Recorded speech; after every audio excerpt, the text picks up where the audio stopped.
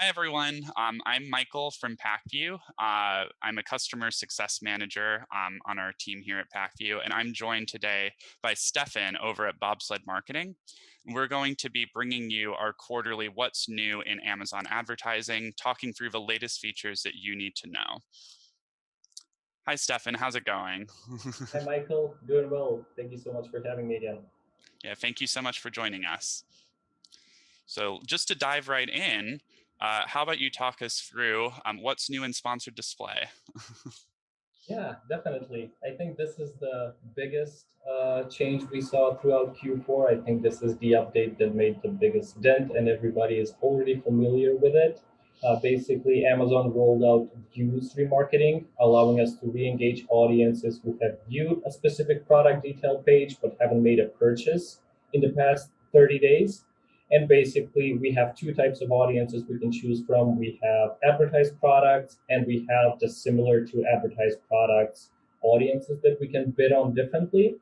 The time frame is predetermined, it's 30 days. And basically, we have a lot more flexibility, a lot more freedom to refine the campaigns. We can target the interest ones based by brand, price range, star rating, or even prime shipping eligibility. And yeah, I think this is a welcome change by many advertisers on Amazon because it does allow us to launch some retargeting campaigns, which I know a lot of advertisers were expecting. And I know that I've had clients before who have asked, how do I really think about these new features, this views-based remarketing and sponsored display in comparison to kind of traditional display marketing in the DSP? And so I'm wondering if you have a POV on that. Yeah, definitely.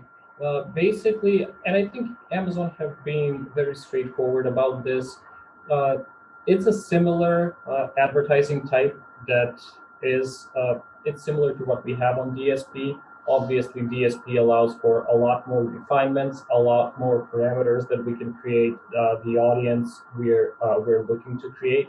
So, if I were to choose between them, I think the only thing that would make me not go with the DSP one would be budget reasons. So customers who are not utilizing DSP at the moment can use this to enable retargeting. But if somebody is already on DSP and already utilizing that platform, I think they can get a lot more from it by choosing the retargeting options available there.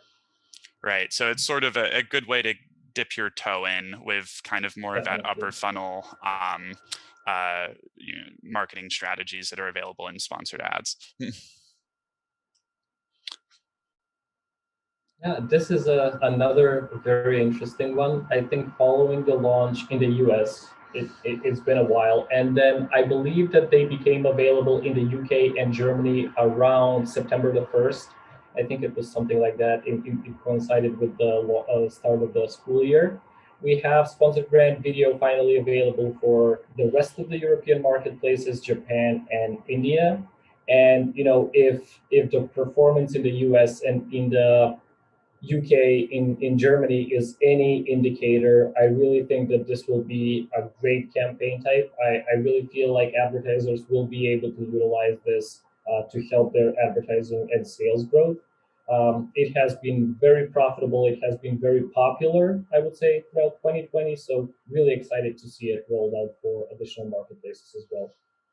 Yeah, I think on top of it being such an engaging ad format, because it occupies a completely different auction from traditional sponsored product and sponsored brands ads, you can get some really strong efficiencies if you're an early adopter. So definitely recommend launching as soon as it's available in your market. Another small update, which I think will be very, very beneficial for anybody running sponsored brands. We now have custom messaging options for featured products, which highlight the deals that a brand would be running. I think this will be particularly useful for brands that have campaigns where they would allow Amazon to choose the product being featured in the sponsored brand campaign. What I really, really love, and what I think a lot of professionals will appreciate is it doesn't require extra work or setting up the products being featured there. As soon as you run a limited time deal, and if those products are eligible to be included within your sponsored brand campaigns, Amazon will include this as well as adding the messaging themselves. So I really expect to see improved click-through rates, improved conversion rates. I really think that this will help brands that rely on promos really benefit from it. Definitely. And I think this is just part of a larger trend of Amazon really focusing on improving the sponsored brand ad type. And there's now so many features that you can implement in sponsored brands. Um, if you're an advertiser, what would you recommend in terms of trying to decide between this more traditional sponsored brand ad type and maybe the custom image beta, maybe the store carousel beta? Mm. Yeah, well, I'm not taking a stance towards recommending one over the other, but I feel like whenever there's a new feature available, we should experiment with it. Mhm. You pointed out to the custom image one. If you have campaigns created that have custom image enabled, you will be eligible to win those custom placements at the bottom of the page. So I really feel like whenever there's something new available, we should definitely experiment with it. And ultimately, of course, the main KPIs in accordance with the goals set will tell us which campaigns we should continue running. Definitely. I can see that this new one is going to be great from a conversion perspective. And so if you're very much focused on ROAS, I think that being able to opt into this is going to be super helpful. 100%. We have a new report available. We all get excited whenever there's a new report available, similar to what we have for sponsored brands. I think that one has been available for a few months already. We have a search term impression share report available for sponsored products. And from the report that I've seen, it has the identical setup as sponsored brands. We have the search terms, and then we also have a percentage of impressions, of which per Amazon's definition, there are a percentage of the total impressions that that customer search term is getting, as well as a rank. If I think it goes between 1 and 100, obviously the one being the best, and taking it from there. So I really think that this will become useful for brands who are concerned about share of voice or share of shelf. I really think that brands who are concerned about their placement in the competitive landscape can use this to make budget decisions about which keywords they want to target more so they can get a bigger chunk of that particular impression share there. I'm definitely curious about this one, particularly because we've tended to think of share of voice as your share of the search results on page one. But I'm curious to see what Amazon defines it as, particularly because uh, they could be referring to any number of placements that are available on the site that you could be serving impressions against. So it'll be interesting to see how they define it, and I'm sure that there's going to be continued developments to this report over time.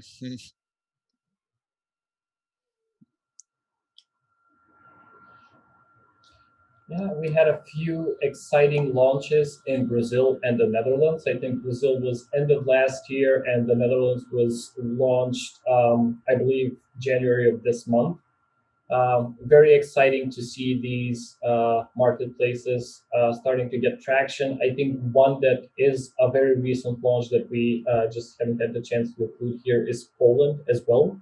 So the advertising solutions, the sponsored ad solutions that Amazon offers are definitely expanding across marketplaces. And that just creates some new opportunities for brands who are looking to expand.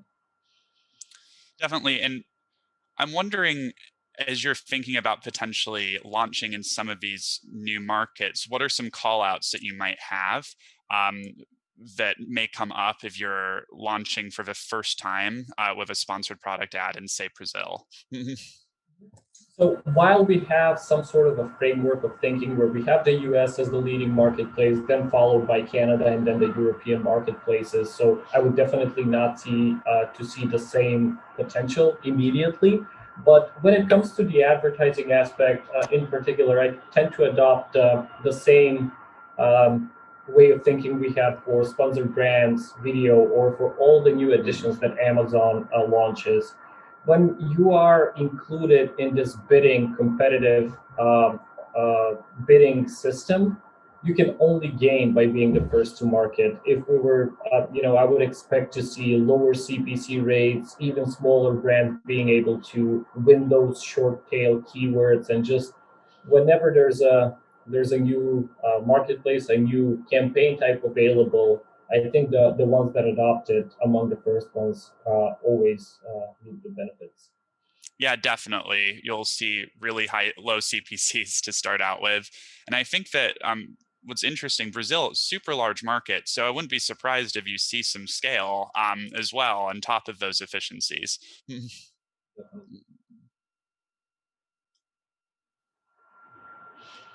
Yeah, this is just an announcement at this point, but a very interesting one at that. Amazon is releasing Amazon Marketing Cloud. This is a solution hosted by on their servers, and I really think that this will kind of revolutionize the way we think about marketing and the way we would make decisions.